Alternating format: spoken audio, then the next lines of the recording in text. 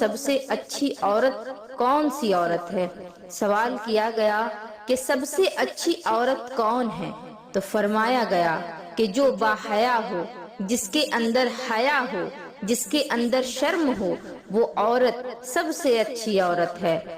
عورت کا یہ زیور ہے، حیا عورت کا زیور ہے، اور ایک بار اس کے اندر سے اگر حیا نکل گئی تو پھر میرے آقا علیہ الصلوۃ والسلام فرماتے ہیں کہ ایک بار جب عورت بے حیا ہو جائے تو پھر جو چاہے کرے، پھر اس سے بھلائی کی امید کی ہی نہیں جا سکتی۔ السلام علیکم میری پیاری بہنوں، تو آج میں پھر سے ایک بار آپ لوگوں کے لیے اچھی ویڈیو لے کر آئی ہوں، اور یہ بیان ہے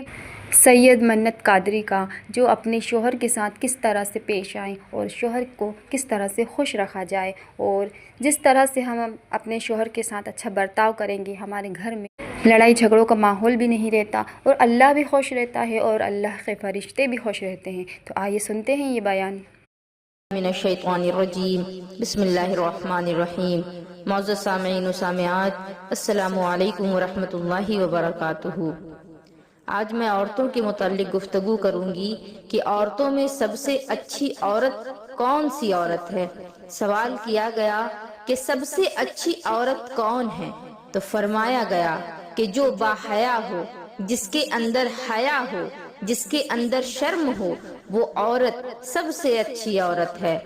عورت کا یہ زیور ہے، حیا عورت کا زیور ہے، اور ایک بار اس کے اندر سے اگر حیا نکل گئی تو پھر میرے آقا علیہ الصلوۃ والسلام فرماتے ہیں کہ ایک بار جب عورت بے حیا ہو جائے تو پھر جو چاہے کرے، پھر اس سے بھلائی کی امید کی ہی نہیں جا سکتی، وہ جو چاہے کر سکتی ہے، کیونکہ حیا ہی ایک ایسی چیز ہے جو بندوں کو گناہوں سے روکتی ہے، برائیوں کی طرف جانے سے روکتی ہے، لیکن جس کے اندر حیا ہی باقی نہیں تو پھر اس کو روکنے والا بھی کوئی نہیں، لہٰذا وہ گناہ پہ گناہ کرتا چلا جائے گا اور اس سے کسی کو فرق بھی نہیں پڑ سکتا۔ تو میری گزارش یہ ہے کہ حیا کے دامن کو کبھی چاک چاک مت ہونے دینا، اس لیے کہ یہ عورتوں کا زیور ہے۔ ایک عورت جتنا زیور میں اچھی نہیں لگتی اتنی حیا کے اندر وہ اچھی لگتی ہے، اور باحیا عورت کا مقام اللہ رب العزت کے نزدیک بہت بڑا ہے، اور اللہ کے رسول کے نزدیک بھی بہت بڑا مقام ہے، اور باحیا عورت کا مقام اس کے شوہر کی نگاہوں میں بھی بہت بلند ہوتا ہے۔ تو پہلی چیز تو یہ ہے کہ جو عورت میں ہونی چاہیے وہ حیا ہے، یعنی حیا جس عورت کے اندر ہوگی وہ عورت نیک ہوگی، وہ عورت پارسا ہوگی، وہ عورت کسی کو تکلیف نہیں پہنچائے گی۔ اور دوسری چیز یہ ہے کہ بات کرنے کا انداز میٹھا ہونا چاہیے، آگ نہ اگلتی ہو، تیز ترار نہ ہو، الٹی سیدھی باتیں نہ کرتی ہو، بلکہ بات کرتی ہو تو دائرے کے اندر رہ کر کے کرتی ہو اور میٹھے انداز میں بات کرتی ہو، اس کی باتوں سے کسی کی دل آزاری نہ ہوتی ہو۔ حدیث پاک میں آتا ہے کہ نبی پاک علیہ الصلوۃ والسلام سے پوچھا گیا کہ یا رسول اللہ، دو عورتیں ہیں، ایک تو وہ کہ جو بہت زیادہ عبادت گزار ہے لیکن زبان سے وہ زہر اگلتی ہے، اور دوسری عورت جو کہ بہت زیادہ عبادت گزار تو نہیں لیکن با اخلاص ہے، وہ کسی سے بھی ملتی ہے تو خلوص کے ساتھ ملتی ہے، اس کی باتوں سے کسی کو تکلیف نہیں پہنچتی۔ تو آپ بتا دیں کہ ان دونوں عورتوں میں بہتر کون ہے؟ تو میرے آقا علیہ الصلوۃ والسلام نے کیا خوبصورت جواب فرمایا، میرے نبی نے ارشاد فرمایا کہ وہ عورت جو کم عبادت کرتی ہے لیکن اس کی زبان سے کسی کو تکلیف نہیں پہنچتی، وہ با اخلاص ہے، خلوص کے ساتھ ہر کسی سے ملتی ہے، تو وہ عورت اس عورت سے زیادہ بہتر ہے جو نیکیاں زیادہ کرتی ہے لیکن لوگوں کی دل آزاری بھی کیا کرتی ہے۔ اس بات کا ثبوت ہمیں اس حدیث پاک سے بھی ملتا ہے کہ پیارے آقا علیہ الصلوۃ والسلام نے فرمایا کہ مومن وہ نہیں کہ جس کے زبان اور ہاتھ سے لوگ محفوظ نہ ہوں، یعنی مومن تو وہی ہے کہ جس کے زبان سے بھی لوگ محفوظ ہوں اور جس کے ہاتھوں سے بھی لوگ محفوظ ہوں، یعنی نہ ہی زبان سے کسی کو تکلیف پہنچائے، نہ ہی ہاتھوں سے کسی کو تکلیف پہنچائے، نہ ہی کوئی ایسی بات کہے کہ کسی کے دل کو ریزہ ریزہ کر دے، اور نہ ہی اپنے ہاتھوں سے کوئی کام ایسا کرے کہ کسی کو تکلیف پہنچائے۔ اور ایک تیسری چیز بھی ہے، اس کو بھی ذہن کے اندر رکھیں کہ دل کے اندر نیکی ہونی چاہیے۔ آپ جو بھی عمل کریں دل کے اندر نیک ارادہ ہونا چاہیے۔ اگر آپ شوہر کے ساتھ بیٹھی ہیں اور دل میں کچھ اور چل رہا ہے، یہ نہیں ہونا چاہیے۔ ایک مرتبہ جب شوہر کی حیثیت سے قبول کر لیا تو پھر دوسرے کا خیال دل میں لاؤ ہی نہیں، اور جو ملا ہے اسی پر صبر و شکر کر کے اسی کے ساتھ زندگی بسر کرنے کا پکا عہد کر لو۔ مجھے بڑے افسوس کے ساتھ کہنا پڑتا ہے کہ اب تو قانون بن گیا ہے کہ اگر کوئی شادی شدہ عورت اپنی مرضی سے کسی مرد سے دوستی کرنا چاہے، چاہے وہ مرد بھی شادی شدہ ہو یا غیر شادی شدہ ہو، نامحرم مرد سے اگر کوئی شادی شدہ عورت دوستی کرنا چاہتی ہو تو اس کو اجازت دے دی گئی ہے قانون کی طرف سے کہ وہ دوستی کر سکتی ہے، معاذ اللہ رب العالمین۔ اور شوہر اس پر کچھ کہہ بھی نہیں سکتا، اس پہ کوئی آبجیکشن بھی نہیں کر سکتا۔ جب عورتیں شوہروں کے ہوتے ہوئے یا پھر غیر شادی شدہ عورتیں جب غیر محرموں کے ساتھ میل جول اختیار کرتی ہیں تو اس کے نتیجے میں معاشرے میں گناہ پھیلنے لگتے ہیں۔ بل کلنٹن جو کہ امریکہ کا پریزیڈنٹ تھا، وہ جب اپنے آخری سال میں تھا، اس نے کہا تھا، ایک چیز اس نے اپنے ایک اسپیچ کے اندر بیان کی تھی جس کو ہم سبھی کو سمجھنا چاہیے۔ اس نے کہا تھا کہ امریکہ میں 60% سے زیادہ جو بچے ہیں وہ حرامی ہیں، یعنی جن کے ماں باپ کا کوئی عطا پتہ نہیں، یعنی ماں تو ہے لیکن باپ نہیں، یا پھر باپ ہے لیکن ماں نہیں۔ مطلب یہ ہوا کہ ایک عورت کئی مردوں کے ساتھ اپنا وقت گزار رہی ہے، جس کے نتیجے میں اس کے بچے ہو رہے ہیں اور ان بچوں کا کوئی باپ نہیں یا پھر کسی کی ماں نہیں۔ اسی کو بل کلنٹن نے کہا تھا کہ امریکہ میں 60% سے زیادہ بچے حرامی ہیں، یعنی جن کا کوئی نسب نہیں ملتا۔ اور مجھے یہ ڈر ہے کہ آئندہ چند سالوں میں امریکہ حرامیوں کا ملک نہ بن جائے۔ اللہ اکبر! وہ شخص اس بات سے کتنا خوف زدہ ہے، لیکن آج ہمارے معاشرے میں دیکھیں کہ اس طرح کی برائیاں بھی عام ہوتی جا رہی ہیں، معاذ اللہ۔ ہمیں چاہیے کہ ان چیزوں پر روک کریں، ان چیزوں کو لگام لگائیں اور معاشرے سے ختم کریں، کیونکہ ہمارا معاشرہ تو پاکیزہ معاشرہ ہے، ہمارا اسلام پاکیزہ دین ہے، ہمیں کسی کی حق تلفی کرنے کی اجازت نہیں دی جاتی۔ ہمارا اسلام خوبصورت مذہب ہے، کسی کے ساتھ برا سلوک پسند نہیں کیا جاتا، اور خاص کر کے عورتوں کے معاملے میں بہت زیادہ احتیاط ہے، کیونکہ عورتوں کی عزت بہت زیادہ بلند چیز ہے، کیونکہ میرے نبی نے فرما دیا کہ ایک عورت کی عزت خانہ کعبہ سے بھی بلند ہے۔ تو پھر غور کرو کہ تمہاری عزت کو جب میرے نبی نے خانہ کعبہ کی عزت سے بھی بلند قرار دے دیا، اس کے باوجود اگر تم غیر مردوں کے ساتھ پارکوں میں جا کر ہاتھ میں ہاتھ ڈال کر کے گھومو گی تو کیا میرے نبی کو تکلیف نہیں پہنچے گی؟ اس کے باوجود اگر تم شوہر کے ہوتے ہوئے غیر محرم مردوں کے ساتھ کلب میں جاؤ گی، پارٹیز میں جاؤ گی، شاپنگ کرنے جاؤ گی، گھومنے پھرنے جاؤ گی، تو کیا میرے نبی کے دل کو تکلیف نہیں پہنچے گی؟ میں تمہارے نبی کی نواسی اور تمہاری خیر خواہ بول رہی ہوں، میں یہ بات اپنی جانب سے نہیں کہہ رہی، بلکہ میرے نبی نے فرمایا کہ ایک بیٹی کی عزت، ایک عورت کی عزت خانہ کعبہ سے بھی بلند ہے۔ لیکن اس کے باوجود اگر عورتیں اپنی قدر نہ سمجھیں، اپنے آپ کو قیمتی نہ سمجھیں، تو پھر ظاہر سی بات ہے پھر وہ ظالموں کے ہاتھوں میں مسلی ہی جائیں گی، ان کا زیور تار تار کر دیا جائے گا، انہیں برباد کر دیا جائے گا اور بے آبرو کر دیا جائے گا۔ اسی لیے میری گزارش ہے کہ اپنے شوہروں کے ساتھ وفا کرو، اور اس چیز کو بھی ذہن میں رکھیں جو تیسری چیز، دل کے اندر نیکی ہونی چاہیے، اور دل میں اگر نیکی ہے تو آپ کی زندگی میں کبھی کڑواہٹ آ ہی نہیں سکتی، آپ کی زندگی ہمیشہ خوشگوار گزرے گی۔ کیونکہ اگر آپ شوہر کے ساتھ رہ رہی ہو لیکن دل میں کچھ اور چل رہا ہے، کچھ دوسری خواہشات اگر دل میں چل رہی ہیں، تو پھر آپ کا شوہر آپ کو کتنی ہی خوشیاں کیوں نہ دے، آپ کو وہ چیزیں پسند کبھی نہیں آ سکتی۔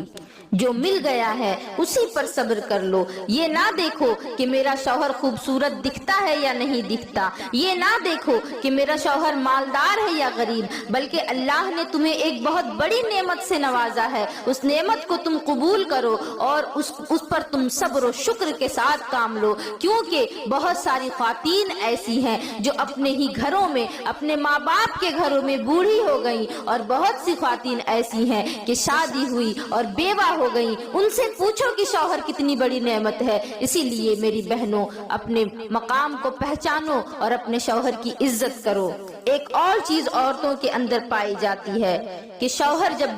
جب شوہر گھر واپس آتا ہے تو عورتیں سر پکڑ کر کے بیٹھ جاتی ہیں،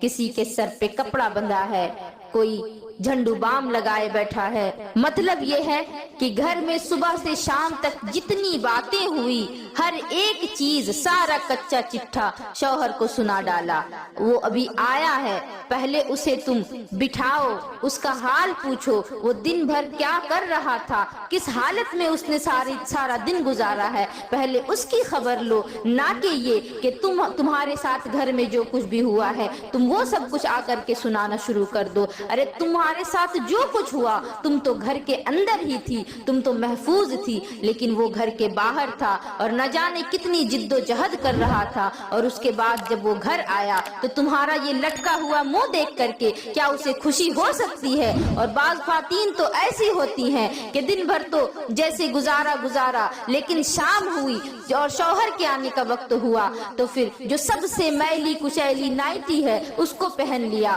اور ایسا دکھائیں گی کہ جیسے کہ صبح سے بہت زیادہ ان کے اوپر ظلم و ستم کیا گیا۔ اگر تم یہ چاہتی ہو کہ تمہارا شوہر باہر کی ساری ٹینشن، ساری باتیں باہر ہی چھوڑ کر کے آئے اور گھر کے اندر خوش مزاجی کے ساتھ داخل ہو، تو تمہارے اوپر بھی یہ لازمی ہے کہ گھر میں تمہارے ساتھ جو بھی معاملات ہوئے اس کو تم سائیڈ میں رکھو، اور جب تم شوہر کے پاس جاؤ تو اس کے ساتھ خوش مزاجی سے پیش آؤ، اس کی ضروریات کو پورا کرو، اور پھر جب وقت ملے تو پھر بیٹھ کر کے آپس میں ایک دوسرے کا سکھ اور دکھ بانٹو۔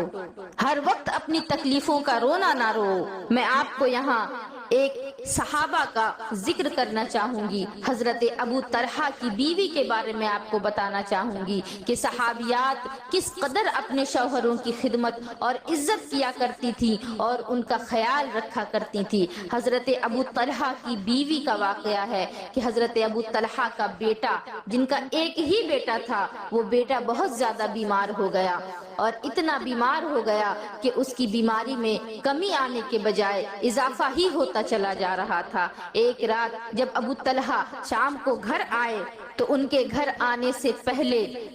بچے کی طبیعت بہت زیادہ بگڑ گئی، اور اتنی زیادہ بگڑی کہ پھر وہ سنبھل نہ سکی، اور وہ بچہ اللہ رب العزت کی حضور پیش ہو گیا۔ انا للہ و انا الیہ راجعون۔ ان کا وہ بیٹا اللہ رب العزت کے حضور پیش ہو گیا، اس کا انتقال ہو گیا۔ لیکن قربان جائیں ان کی بیوی پر، صحابہ کرام کی زوجہ پر، کہ جب حضرت ابو طلحہ گھر واپس آتے ہیں تو آتے کے ساتھ وہ پوچھتے ہیں کہ بتاؤ بچے کا کیا حال ہے؟ تو انہوں نے کہا کہ ابھی آرام ہے۔ انہوں نے ایسا اس وجہ سے کہا کیونکہ جب وہ زندہ تھا وہ تکلیف میں تھا، وہ تڑپ رہا تھا، اور جب روح نکل گئی تو تڑپ ختم ہو گئی، تکلیف ختم ہو گئی، اسی وجہ سے انہوں نے کہہ دیا کہ ابھی پہلے سے آرام ہے، وہ آرام سے لیٹا ہے۔ یہ بات سن کر کے حضرت ابو طلحہ بھی مطمئن ہو گئے، اور حضرت ابو طلحہ گھر کے اندر داخل ہوئے۔ ان کی بیوی نے انہیں کھانا دیا،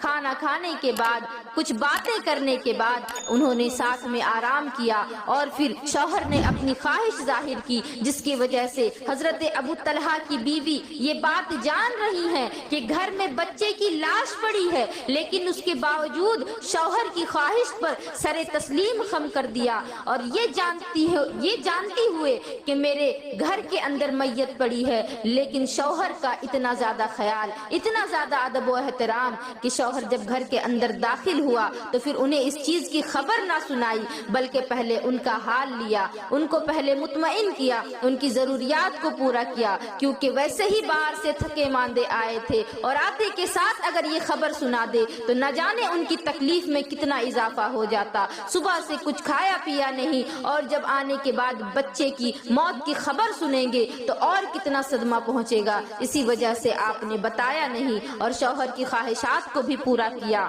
ساتھ میں رات گزاری، اور جب صبح ہوئی تو پھر کہا کہ میرے سرتاج، اللہ رب العزت نے ہمارے بیٹے کو اپنے پاس بلا لیا، اس کی تڑپ کو ختم کر دیا، اور کل رات ہی اس کا انتقال ہو گیا تھا آپ کے آنے سے پہلے، لیکن میں نے آپ کو یہ بات اس لیے نہیں بتائی کیونکہ آپ باہر سے تھکے ماندے آئے تھے، اور اسی حالت میں اگر آپ کو یہ بات بتا دیتی تو آپ کی تکلیف میں اور اضافہ ہو جاتا۔ اسی وجہ سے میرے سرتاج، میں نے آپ کو یہ بات بتانا مناسب نہیں سمجھا، اور قربان جائیں اس صحابیہ کرام کے ان باتوں پر کہ اللہ رب العزت نے اس رات کے صدقے میں، کہ جس رات کو انہوں نے گھر میں بچے کی میت پڑی ہے لیکن شوہر کی خدمت کر رہی ہیں، اور اس کے ساتھ جب رات گزارا تو اس کے صلے میں اللہ رب العزت نے انہیں ایک نیک بخت اولاد عطا فرمائی۔ وہ کیسی خاتون تھی کہ شوہر کا اتنا زیادہ ادب و احترام کرتی اور اتنا زیادہ خیال رکھتی تھی کہ گھر میں اپنے بیٹے کی میت پڑی ہے، پڑوس میں میت نہیں ہوئی بلکہ گھر میں اپنے سگے بیٹے کی لاش پڑی ہے، لیکن شوہر کی خدمت کر رہی ہیں اور اس کو تکلیف نہیں ہونے دی۔ لیکن آج تو بالکل معاملہ الٹا ہے، ذرا سی بات کیا ہو گئی، بیچارہ دن بھر دھکے کھاتا ہوا جب گھر کے اندر داخل ہوا ہے تو سارا کچا چٹھا اس کے سامنے پیش کر دیا اور ساری ٹینشن اب اس کے سر پر ڈال دی۔ جس طرح سے آپ یہ چاہتی ہیں کہ آپ کا شوہر آپ کے ساتھ خوش مزاجی سے پیش آئے، آپ کا خیال رکھے، تو آپ کو بھی یہ چاہیے کہ اپنے شوہر کا آپ خیال رکھیں، اس کی چھوٹی بڑی چیزوں کا خیال رکھیں اور اس کے ساتھ اس کی مزاج پرسی کریں۔ کچھ عورتیں تو ایسی ہوتی ہیں کہ جو شوہر سے غصہ ہو کر کے، سسرال والوں سے غصہ ہو کر کے میکے آ کر بیٹھ جاتی ہیں، لیکن میں کہنا چاہوں گی کہ اے میری بہنوں، تم جب اپنے سسرال کو چھوڑ کر کے، جو کہ تمہارا حقیقی گھر ہے، اس گھر کو چھوڑ کر کے جب تم اپنے ماں باپ کے گھر آ گئی ہو تو مجھے بتاؤ، کیا تم وہاں سانس لینے میں سکون محسوس کرتی ہو؟ کیا تم یہ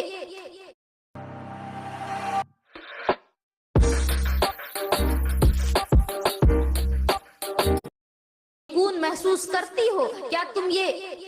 بات حق کے ساتھ کہہ سکتی ہو کہ یہ میرا گھر ہے؟ تمہارا گھر اب یہ نہیں۔ جب تمہاری شادی ہو گئی، ماں باپ نے تمہیں بیاہ دیا، تمہیں سسرال بھیج دیا، تو اب یہ تمہارا گھر نہیں رہا، تمہارا گھر تو تمہارے شوہر کا گھر ہے۔ تم جب اپنے گھر گئی ہو غصے ہو کر کے تو پھر تمہیں تو گھر میں کچھ کرتے ہوئے بھی ڈر لگتا ہوگا کہ میں تو اپنے سسرال والوں سے غصہ ہو کر کے آئی ہوں، نہ جانے میری بھابھی میرے بارے میں کیا سوچتی ہوگی۔ تمہیں تو گھر کا کوئی سامان استعمال کرنے میں ڈر لگتا ہوگا کہ میں اپنے سسرال سے غصہ ہو کر کے آئی ہوں، نہ جانے میرے ماں باپ کیا سوچتے ہوں گے، میرے بھائی بہن کیا سوچتے ہوں گے۔ جب تمہیں سکون میسر نہیں، تمہیں سکون مل بھی نہیں سکتا، کیونکہ اب یہ تمہارا حقیقی گھر نہیں رہا۔ تمہارا گھر تو وہی ہے جو شادی کے بعد جہاں تم جا کر کے